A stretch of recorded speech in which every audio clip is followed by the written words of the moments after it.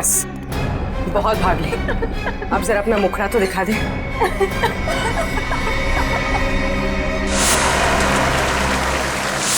समीरा तुम?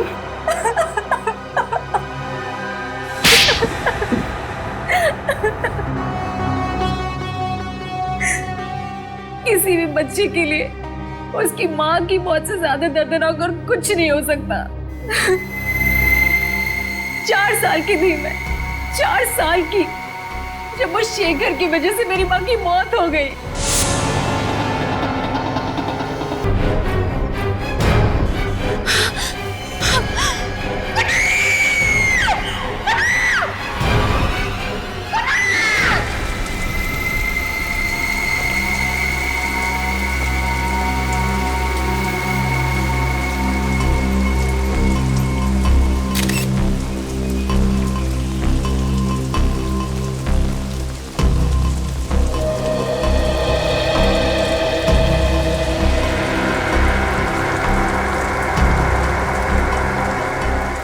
काम करो, बॉडी को नीचे उतारो।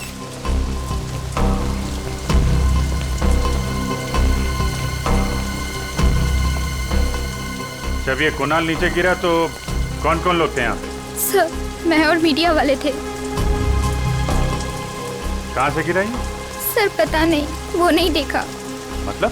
सर मैं मीडिया वालों को इंटरव्यू दे रही थी कि अचानक बहुत जोर से आवाज आई और मैंने पीछे पलट के देखा तो सर मेरी कार के ऊपर कुणाल गिरा हुआ था और सर खून बह रहा था। सर मुझे नहीं पता सर, मैं बहुत घबरा गई थी। ये मैनेजर कौन है?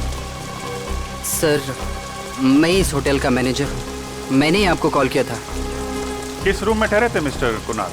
पता नहीं सर, वो तो होटल में थे ही नहीं। क्या होटल में थे ही नहीं? गिरे तो ऊपर से ही है ना? हाँ सर। आसपास कोई दूसरी बिल्डिंग नहीं है जहाँ से गिरे हो? ध्यान नहीं दिया होगा आपने, अंदर जाते हुए देखा नहीं होगा। सर मैं तो रिसेप्शन पे था पूरे दिन, वाकई अंदर नहीं आए थे। सीसीटीवी कैमरा लगा रिसेप्शन में? Yes sir. रेडी? जरा सीसीटीवी कैमरा फुटेज चेक करो, देखो ये आदमी अंदर कब गया था। सर सर, इसके जैकेट का बटन फूटा हुआ है, ये देखिए।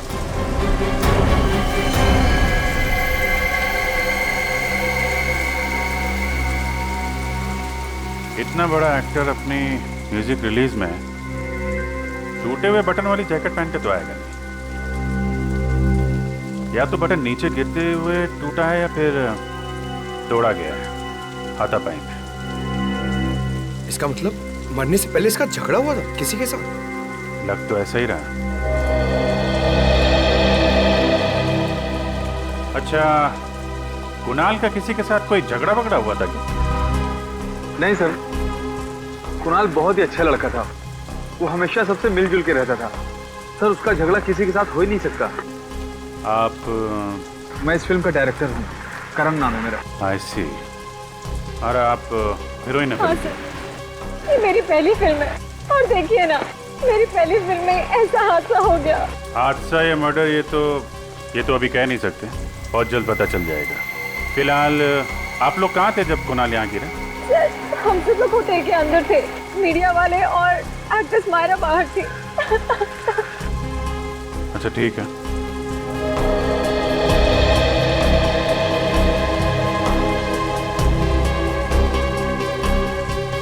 जिस तरीके से ये कार की छत हिचकी हुई है, काफी इम्पैक्ट है, मतलब ये काफी ऊंचाई से गिरा है।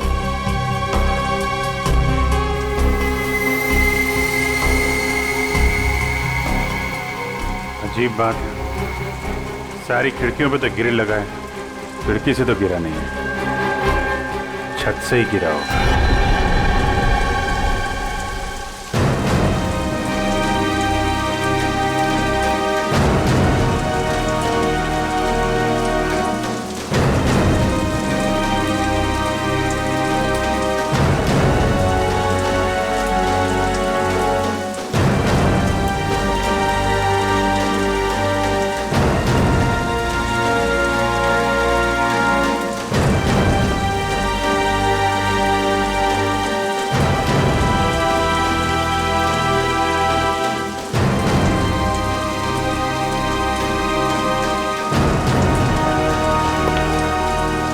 सर, होटल के सारे कमरे चेक कर लिए, पर कहीं भी ये नहीं लगता है कि कुणाल वहां से कूदा है।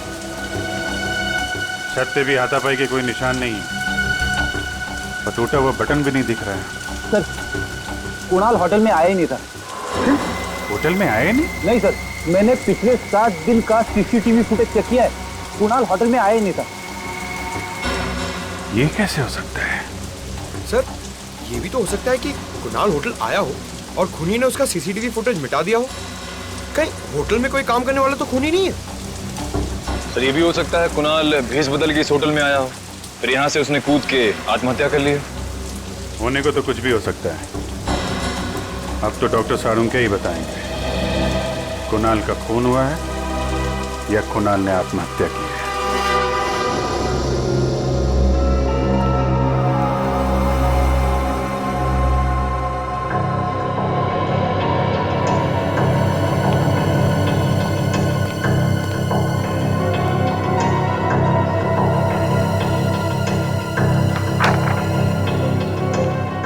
डॉक्टर साहब, कुछ पता चला?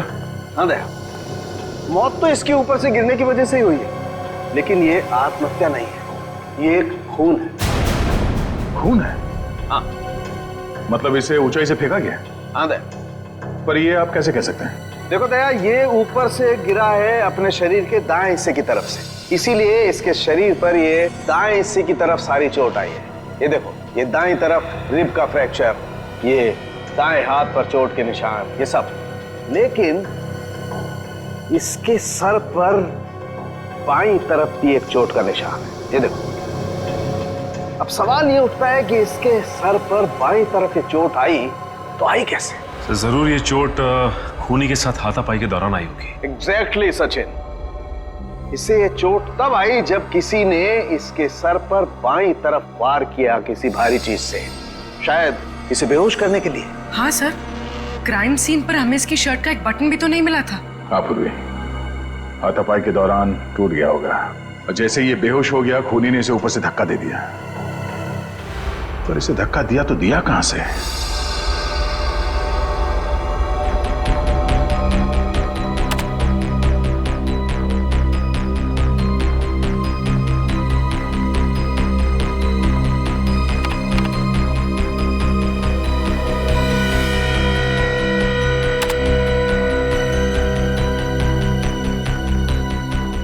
सर, हमने होटल के कमरे, होटल की छत सब अच्छी तरह से चेक कर लिया सर, पर वहां पे कोई सुराग नहीं मिला।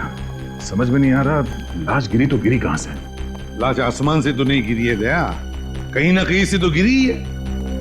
हाँ पूर्वी, कुछ पता चला मीडिया फुटेज में से?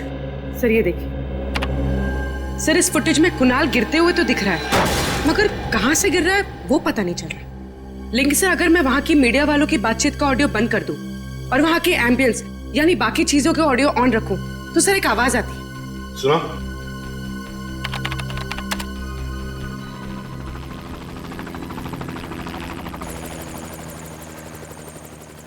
सर ये कैसी आवाज है? देखते हैं फ्रेडी, पता करते हैं। जरा फिर से सुना।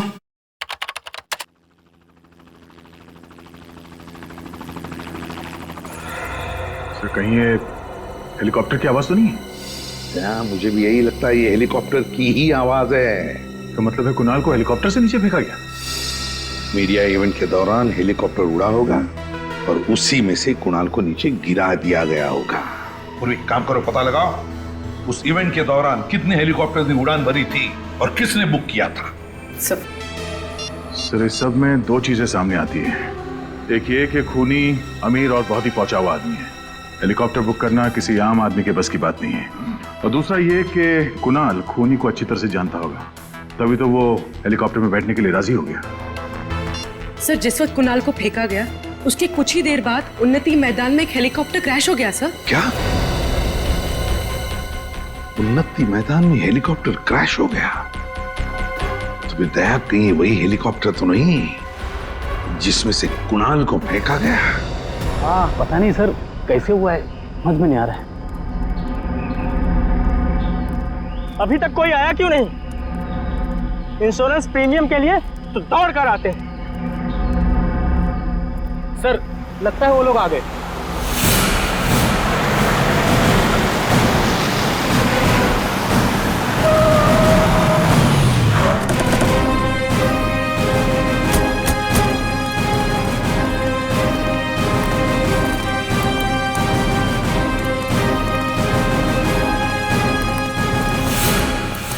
आप लोग इंश्योरेंस कंपनी से हैं? नहीं, हम लोग सीआईडी से हैं। सीआईडी? हाँ। आप? जी मेरा नाम गिरीश है, ये हेलीकॉप्टर मेरा ही था। आपका ये हेलीकॉप्टर बुक किसने किया था? सर वो फिल्म का एक प्रोड्यूसर है, शेखर। शेखर?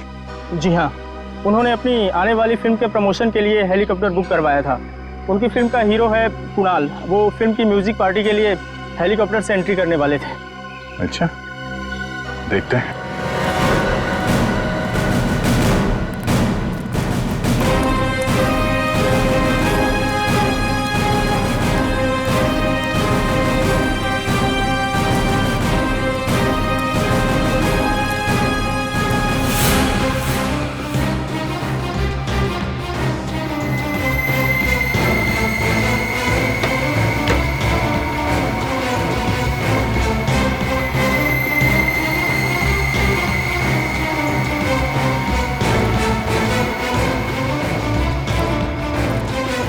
अरे सुनिए, हेलीकॉप्टर के अंदर कोई लाश मिली?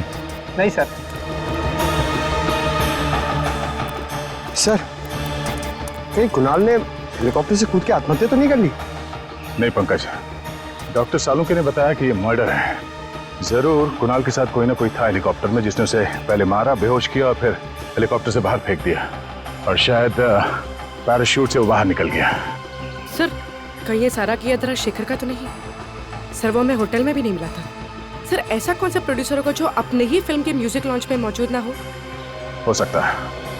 एक काम करो, चारों तरफ नजर दौड़ाओ, और हाँ वो ब्लैक बॉक्स पता करो, ब्लैक बॉक्स कहाँ है, उसी से पता चलेगा इस खूनी के बारे में। सर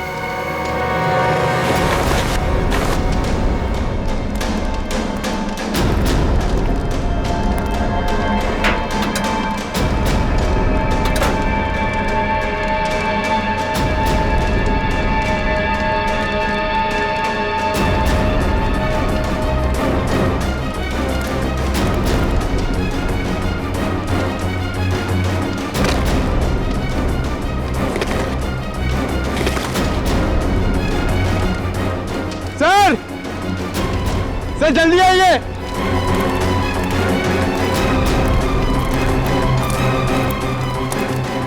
सर ये देखिए, ये पैराशूट है। गुड जॉब पंकज, आजकल बहुत काम करने लगे हो। हैं? Thanks sir. सर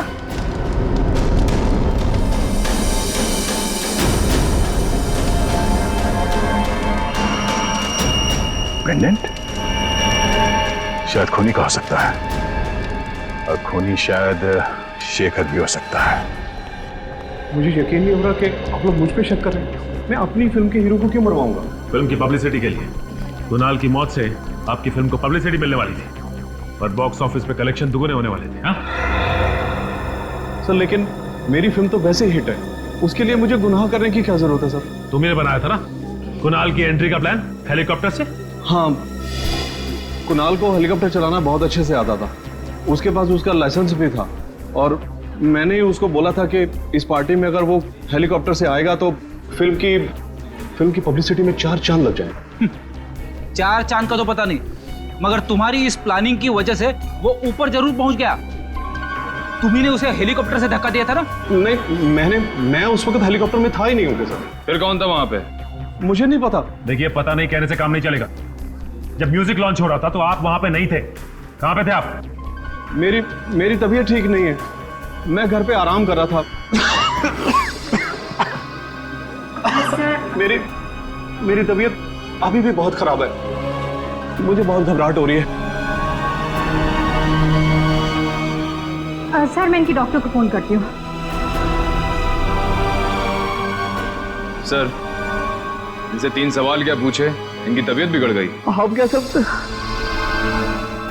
आपको क्या लगता है कि मैं आपसे झूठ बोल रहा हूँ? सही में तबीयत खराब हो रही है।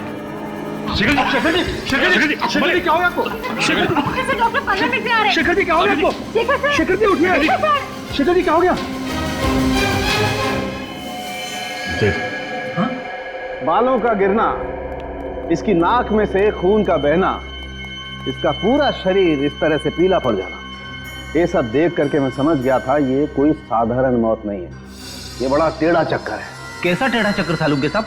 रेडी, शेखर की मौत जहर से हुई है, और जहर भी कोई ऐसा वैसा जहर नहीं। दरअसल ये रेडिएशन पॉइजनिंग का शिकार हुआ है। Radiation poisoning? ये तो बहुत ही गंभीर मुद्दा डॉक्टर साहब। हाँ दया, बात दरअसल ये है कि इसके शरीर में मुझे अल्फा पार्टिकल्स मिले हैं, जिससे साबित होता है कि ये आदमी रेडिएशन का शिकार हुआ है। ये कौन सा जहर है डॉक्टर साहब? पोलोनियम। इस जहर का नाम है पोलोनियम। ये कोई ऐसा वैसा जहर नहीं है, बहुत रेयर किस्म का जहर है। डॉक्टर साहब, ये जहर पोलोनियम असर कैसे करता है? छूने से इसका असर नहीं होता है, कंटेजियस नहीं है ये जहर। इसे खाने या पीने की चीज में दिया जाए तभी इसका असर होता है। ये धीमा जहर, स्लो पॉइजन। इसमें इंसान सबसे पहले अपने आप को बहुत कमजोर महसूस करने लगता है। उसे लगता है जैसे वो बहुत बीमार हो गया है, और उसके बाद उसके शरीर में ऐसे लक्षण आते हैं जैसे इस शेखर के शरीर में आए। उसका एक एक अंग धीरे धीरे काम करना बंद कर देता है, और इस वजह से इंसान की मौत हो जाती है। इतना धीमा जहर? सर, ये जहर शेखर की बॉडी में कब गया होगा? मौत से तकरीबन 24 घंटे पहले। 24 घंटे पहले? और ये पोलोनियम जहर खूनी के पास कहां से आया होगा? ये हर जगह आसानी से तो नहीं मिलता। मैं एक काम करता हूं दया, मैं जानने की कोशिश करता हूं कि इस शहर में किस किस के पास ये पोलोनियम नाम का जहर हो सकता है। तब तक हम पता करते हैं कि मरने के ठीक 24 घंटे पहले ये शेखर कहां था और किसके साथ था। अभिजीत, ब्लैक बॉक्स की रिकॉर्डिंग सुनते हैं, पता चल जाएगा उड़ान के वक्त हेलीकॉप्टर में क्या बातें चल रही थी। सब प्ले कर दो। हाँ।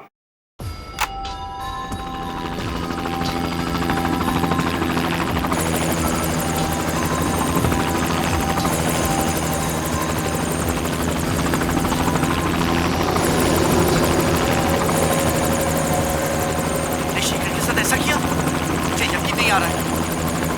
क्यों किया ऐसा तुमने? ये जवाब दो। सर, ये तो कुणाल की आवाज है। हाँ अभिजीत, लगता है कुणाल को पता चल गया था कि खूनी ने शेखर को जहर दिया था। शायद इसीलिए खूनी ने कुणाल को हेलीकॉप्टर से धक्का दे दिया और फिर खुद पैराशूट बांध के कूद गया। सर, जरूर ये कुणाल या शेखर के आसपास का ही आदमी है। हाँ, साउंड के बता रहा था ना कि वो पोलोनियम जहर को असर दिखाने में 24 घंटे लगते हैं। तो अगर ये पता चल जाए कि मौत से 24 घंटे पहले शेखर किसके साथ था, तो समझ लो हम खूनी तक पहुंच गए। सर, 24 घंटे पहले शेखर वैलेंटाइन्स बैंक्वेट हॉल में था सर। Valentine's banquet hall? वो तो राजा पार्क के वहां है। हाँ सर, वही वाला। शेखर ने फिल्म खत्म होने की खुशी में वहां पे एक छोटी सी पार्टी दी थी। फिल्म के सारे आर्टिस्ट और टेक्नीशियंस को बुलाया गया था सर इस पार्टी में। तो फिर उन्हीं में से कोई है जिसने शेखर और कुणाल को मारा है। अरे सालुंके साहब, आप यहाँ पे? हाँ अभिजीत, मुझे मालूम है। मुझे यहाँ देख करके तुम्हें उतनी खुशी हो नहीं रही है जितनी लैब में किसी और को देख करके होती है। वो बात नहीं है सर। लेकिन क्या करूं यार, आना पड़ा, क्योंकि उस पोलोनियम वाले साइंटिस्ट का नाम सिर्फ मैं बता सकता हूँ, तारिका जी नहीं। तो फिर साइंटिस्ट का नाम बता सालुंके। देवेन पेटेकर। देवेन पेटेकर? हाँ। ये तो बड़ा भारी नाम है सर। हाँ फ्रेडी, जितना भारी नाम है उतना ही भारी काम है। बॉस, इस देवेन पेटेकर ने पोलोनियम पे जितनी रिसर्च की है ना, उतनी किसी ने नहीं की। उसका एड्रेस वगैरह है? हाँ बॉस, इस कागज पे उसका एड्रेस, टेलीफोन नंबर सब कुछ लिखा। इस डॉक्टर देवेन पेटेकर से तो हम बाद में मिलेंगे, लेकिन पहले ये पता लगाना पड़ेगा कि वैलेंटाइन बैंक्वेट हॉल में शेखर को जहर दिया किसने। कोना कोना अच्छी तरीके से चेक कर लो। शेखर जी 24 घंटे पहले यहाँ थे। अगर उन्हें यहाँ पे जहर दिया गया है तो उस जहरीली रेडिएशन के कोई ना कोई सुराग यहाँ जरूर मिलेगा। सर, मैं आपसे कह रहा हूँ सर, आपको सब कुछ गलतफहमी हो गई है। यहाँ कौन मार सकता है शेखर जी को? अरे यार, मैं तुम्हारे स्टाफ पे थोड़ी ना शक कर रहा हूँ, मेहमानों में से भी कोई हो सकता है ना? वैसे कल स्टाफ में से कौन था यहाँ पे? कितने लोग थे? 3 थे सर। उनमें से 2 तो आज नाइट में है और एक यहीं पे है। उसका नाम मयंक है। बुलाओ मयंक को, बुलाओ।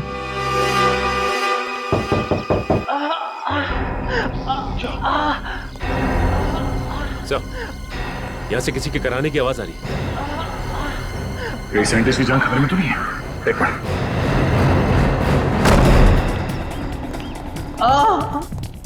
उसे बैठेगा?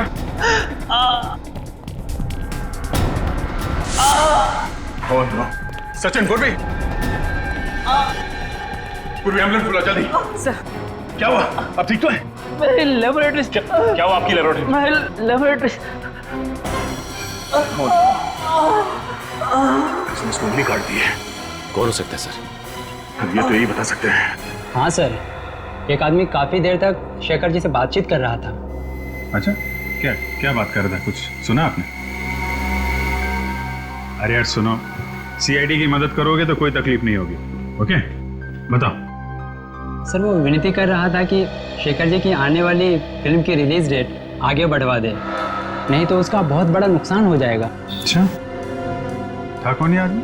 नहीं सर, मैं नहीं जानता वो आदमी कौन था। तो शेखर जी ने क्या कहा? शेखर जी हंसने लग गए और बोले खाना ज़रूर खाकर जाना, अच्छा बना है। और रहा सवाल फिल्म की रिलीज डेट आगे बढ़वाने का, तो वो तो आगे नहीं खिसकाएंगे। अच्छा, कहीं शेखर जी की मौत की वजह फिल्म की रिलीज डेट तो नहीं है? शेखर जी की मौत के बाद अब तो शायद उसकी फिल्म भी वक्त पे रिलीज ना हो पाए। इससे आपकी फिल्म का बहुत फायदा होगा ना। देखिए, किसी की चिता की आग पे रोटियां सेकी नहीं जाती।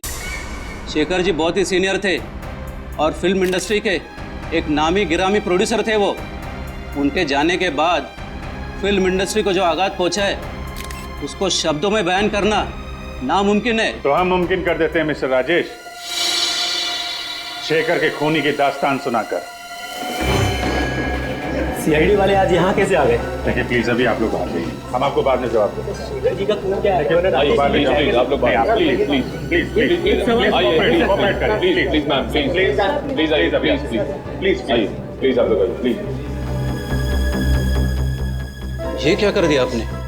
मेरे फिल्म को नेगेटिव पब्लिसिटी दे दी। वो कहते हैं ना आप लोग, any publicity is good publicity. मैं नहीं मानता। मेरे लिए मेरी इमेज और मेरी इज्जत बहुत मायने रखती है। इज्जत मायने रखती है तो फिर खून क्यों किया शेखर का? मैंने शेखर का खून नहीं किया है। मैं एक कलाकार हूँ, फिल्म प्रोड्यूस करता हूँ, मैं खूनी नहीं हूँ। क्योंकि शेखर ने तुम्हारी बात नहीं मानी, अपनी फिल्म की रिलीज डेट आगे नहीं की, इसलिए तुमने ये तरीका ढूंढ निकाला उसकी फिल्म को पोस्टपोन करने का। ये बात सच है कि मैं उनको रिक्वेस्ट करने गया था, लेकिन जरूरी थोड़ी है उन्होंने बात सुनी नहीं तो मैं उनको खून कर डालूंगा। अच्छा, अगर आपने खून नहीं किया तो फिर किसने खून किया?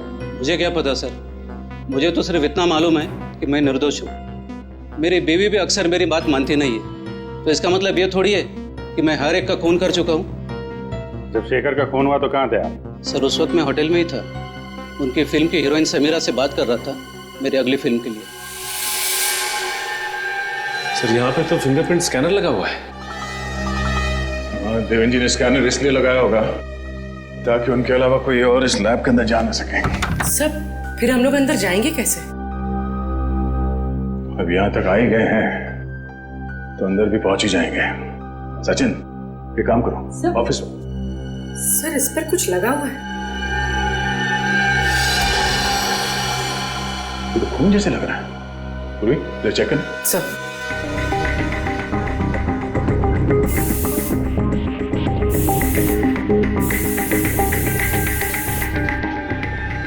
सर ये तो खून ही है। यहाँ पे खून कैसे लगा?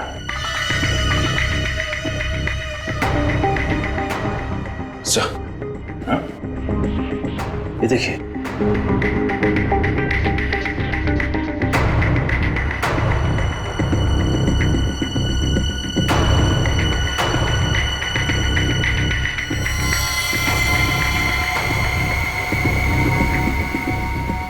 सर ये तो किसी की कटी हुई उंगली है।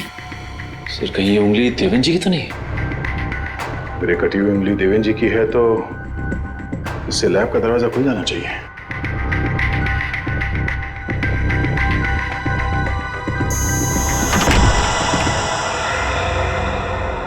अब समझ में आया खूनी ने देवेंद्र जी की उंगली क्यों काटी थी। पूरी एविडेंस बैग में डालो।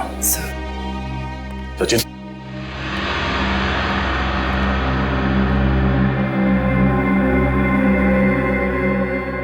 का तो सारा सामान बिखरा पड़ा है। हाँ, किसी ने बहुत मेहनत की है यहाँ पे। जरा देखो आसपास कुछ मिलता है क्या।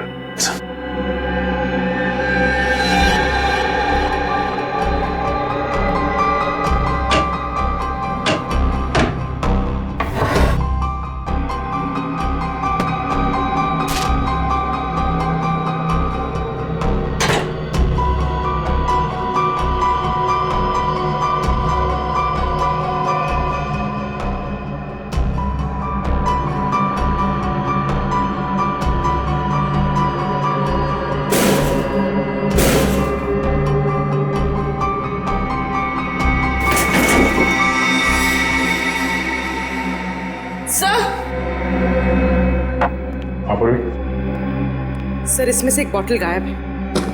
गायब है? ओह, पोलोनियम जहर इसी लाते चुराया गया है। सर, ये देखिए, खून की बूंद गिरी हुई है। देवेन की कटी हुई उंगली तो हमें लैब के बाहर मिली थी, तो फिर ये खून यहाँ कैसे है? सर, कहीं ये खून खूनी का ही तो नहीं है? अगर ये खून खूनी का है तो वो ज्यादा देर हमसे बच नहीं पाएगा।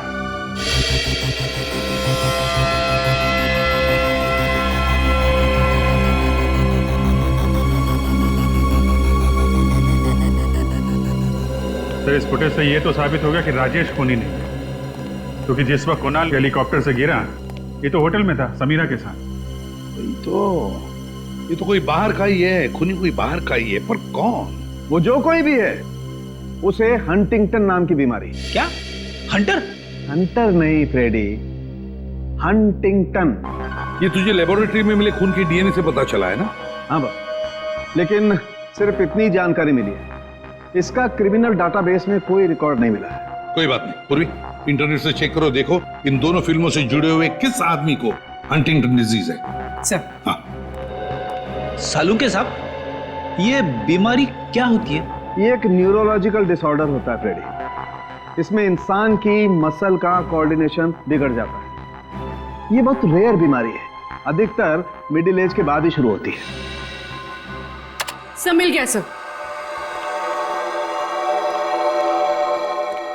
सर, इसका नाम नंदन कुमार है। सर, ये एक राइटर है और इसने कुछ फ्लॉप फिल्में लिखी हैं। 2 साल पहले ये शेखर के पास अपनी एक कहानी लेकर गया था, पर शेखर ने इसकी कहानी ठुकरा दी। और जब नंदन को पता चला कि शेखर उसी की कहानी पे फिल्म बना रहा है, तो उसने शेखर पे कोर्ट केस कर दिया, लेकिन वो हार गया था सर। और ये वही वाली फिल्म है सर, 555 घंटे, जिसका म्यूजिक लॉन्च हुआ था उस दिन। इसका मतलब है दया, हमारा खूनी मिल गया। सर, एक टाइम था जब मैं भी राइटर बनना चाहता था। मैं कविताएं लिखना चाहता था, लेख लिखना चाहता था, शायरियाँ लिखना चाहता था। अरे यार, लिखते फिर ये यहाँ सीआईडी में क्या करने आ गए? पता नहीं सर। सर, मगर दोनों में ना बहुत सिमिलैरिटी है। अच्छा? हाँ, राइटर बनने में भी उतना ही दिमाग लगाना पड़ता है जितना सीआईडी ऑफिसर बनने में। तुम अगर राइटर बन जाओगे ना, तो तुम्हारी कहानी में खून और मुर्दे बहुत होंगे। सर, रोमांस भी हो सकता है? हाँ, रोमांस तो हो सकता है। नंदन। हाँ? आप लोग कौन? हम लोग सीआईडी से हैं। सीआईडी से?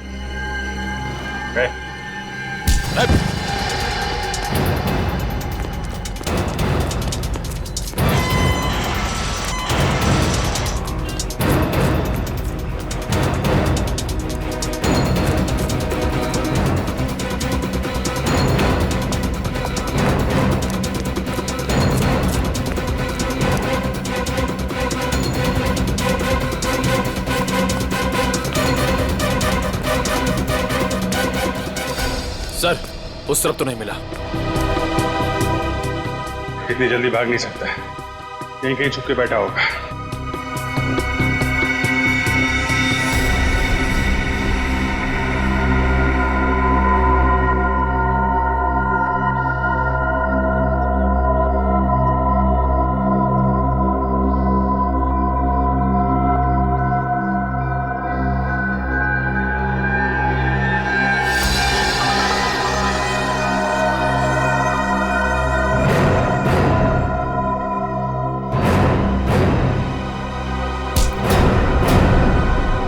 छोड़ दो मुझे, छोड़ दो मुझे।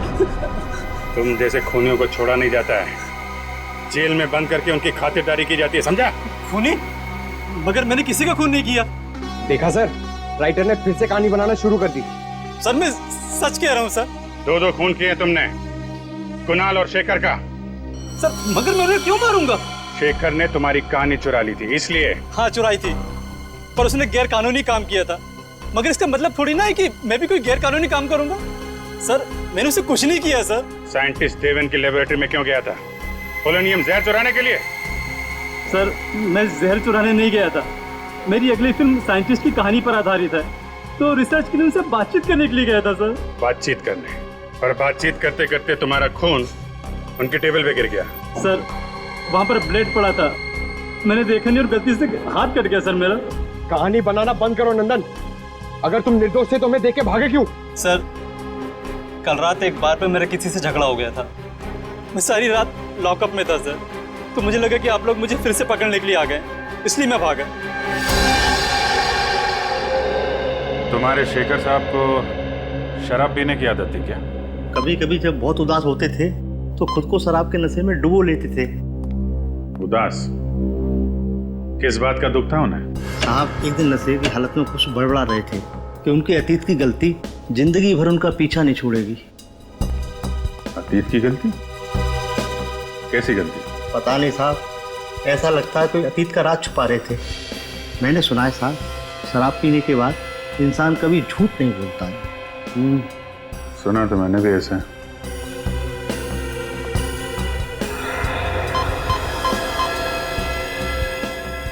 सर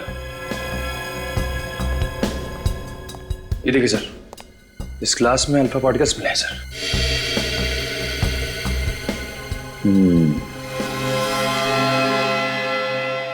मतलब शेखर को जहर घर में ही दिया गया है, शराब में मिला के।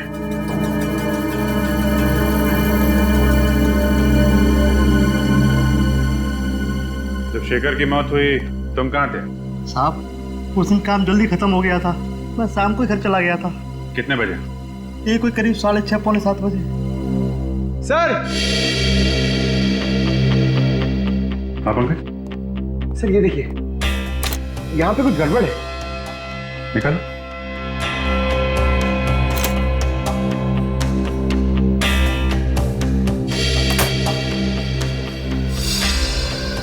सर, दीवार में अलमारी? क्या है, निकालो सर।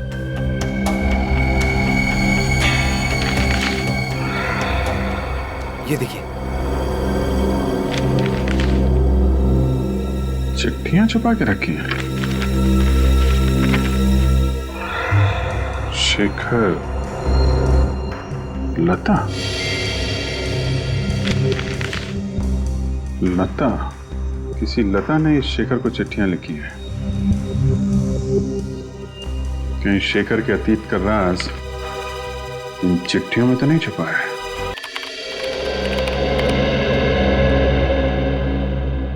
कुछ पता चला इन चिट्ठियों में से? हाँ सर, काफी पुरानी चिट्ठियां हैं, 20 साल से भी ज्यादा पुरानी।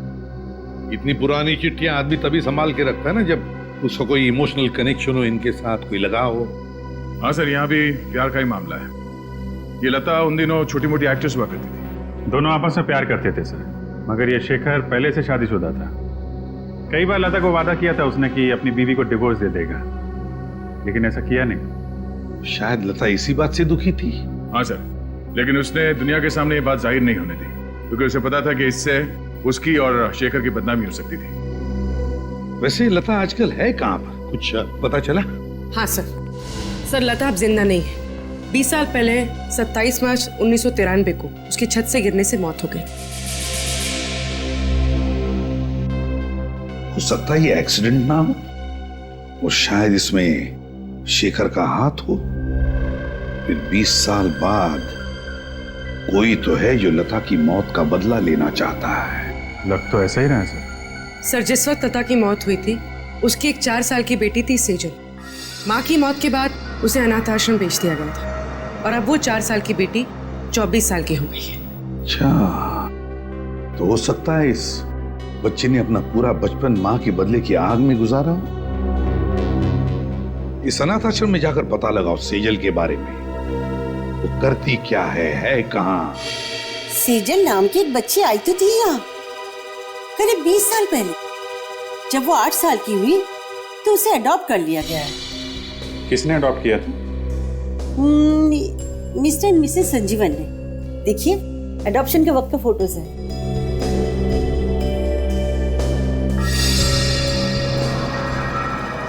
ये देखा? क्या सर? सेजल के गले में पेंडेंट। अरे हाँ सर, ये तो ठीक वैसा ही पेंडेंट है जो हमें हेलीकॉप्टर की क्रैश साइट पे मिला था। एग्जैक्टली, हमारा शक सही निकला। सेजल का इस केस से लेना देना जरूर है। रहती कहाँ है ये सेजल?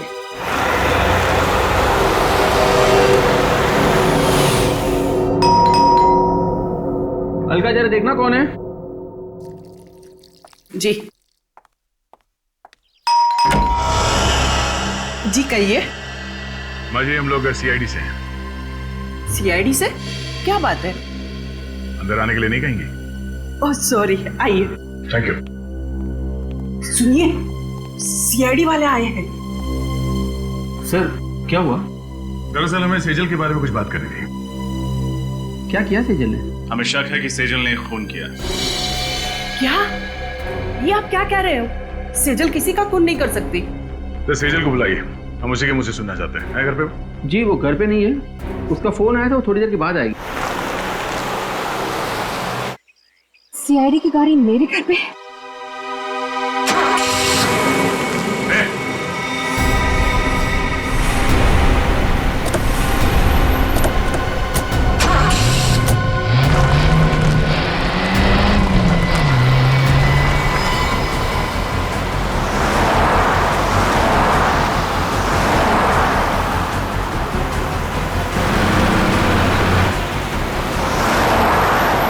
गाड़ी बहुत तेज चला रही है।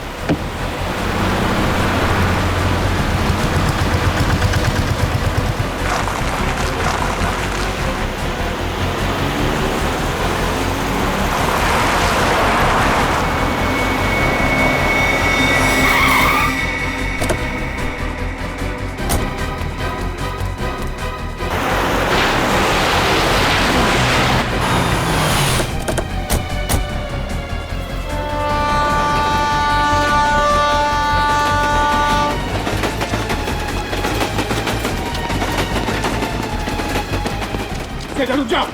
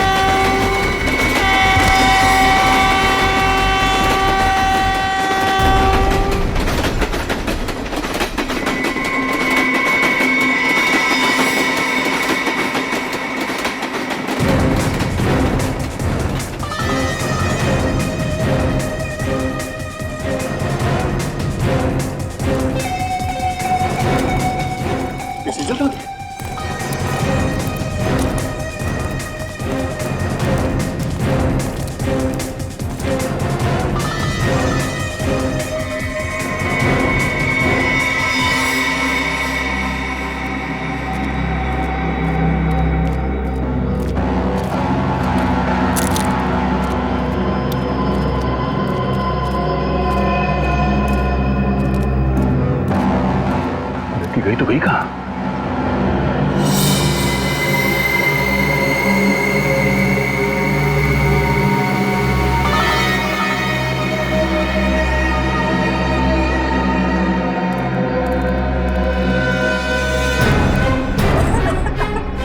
बस बहुत भाग ले, अब जरा अपना मुखड़ा तो दिखा दे।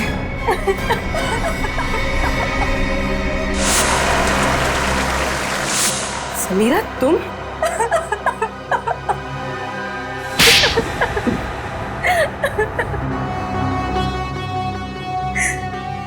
किसी भी बच्चे के लिए उसकी माँ की मौत से ज्यादा दर्दनाक और कुछ नहीं हो सकता। 4 साल की थी मैं, 4 साल की, जब वो शेखर की वजह से मेरी माँ की मौत हो गई।